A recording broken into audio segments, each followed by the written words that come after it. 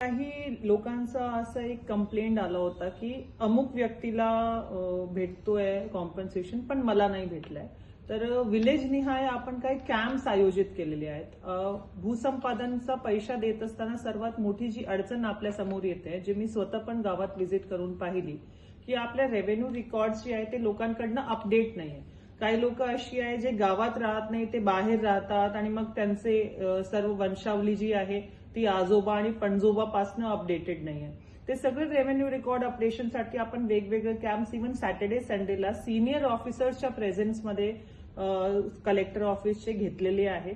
त्यापैकी काही प्रश्न सुटलेही आहेत. त्यामुळेच आपला जो आज रोजी आपल्याला एक प्रमाण दिसतो की आपला टोटल 1800 कोटीचा निवाडा आजपर्यंत जाहीर झालेला आहे आणि त्यापैकी 284 करोड जो आहे तो आपण वितरित करू शकलो. तो याच्यामुळेच आहे की आपण हे विशेष प्रयत्न केले आणि निश्चित मला विश्वास आहे की आम्ही मागच्या 2-3 आठवड्यामध्ये जे कॅम्प्स घेतले त्याचा परिणाम आपल्याला दिसणार, कारण बऱ्याचशा लोकांनी आमच्याकडे डॉक्युमेंट ही जमा केलेली आहेत. आज रोजी पर्टिक्युलरली या आठवड्यापासून एक जी ऍक्टिव्हिटी सुरू झाली आहे की संघर्ष समितीचे लोक या लोकांना कुठेतरी मिसगाईड करण्याचा प्रयत्न करतायत. सोशल मीडियाच्या माध्यमातून किंवा इतर माध्यमातून वेगवेगळ्या अफवा पसरवण्याचा प्रयत्न करतायत आणि त्यांना थांबवण्याचा प्रयत्न करतायत भूसंपादनची प्रक्रियामधनं पैसे घेण्यासाठी. तर हा अगदी चुकीची गोष्ट आहे आणि याची आम्ही नोंद घेतलेली आहे.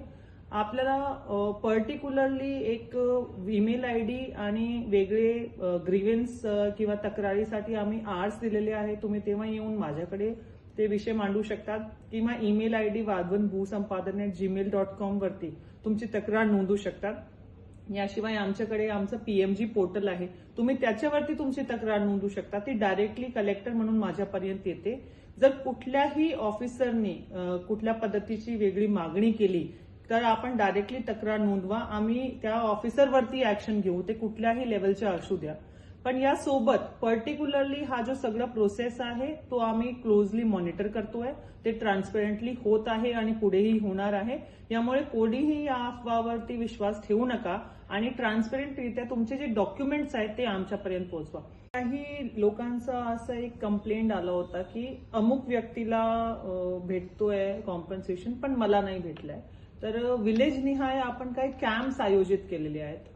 भूसंपादनचा पैसा देत असताना सर्वात मोठी जी अडचण आपल्या समोर येते, जे मी स्वतः पण गावात व्हिजिट करून पाहिली, की आपल्या रेव्हेन्यू रेकॉर्ड्स जे आहे ते लोकांकडनं अपडेट नाहीये. काही लोक अशी आहे जे गावात राहत नाही, ते बाहेर राहतात आणि मग त्यांचे सर्व वंशावली जी आहे ती आजोबा आणि पणजोबा पासनं अपडेटेड नाहीये. ते सगळे रेव्हेन्यू रेकॉर्ड अपडेशनसाठी आपण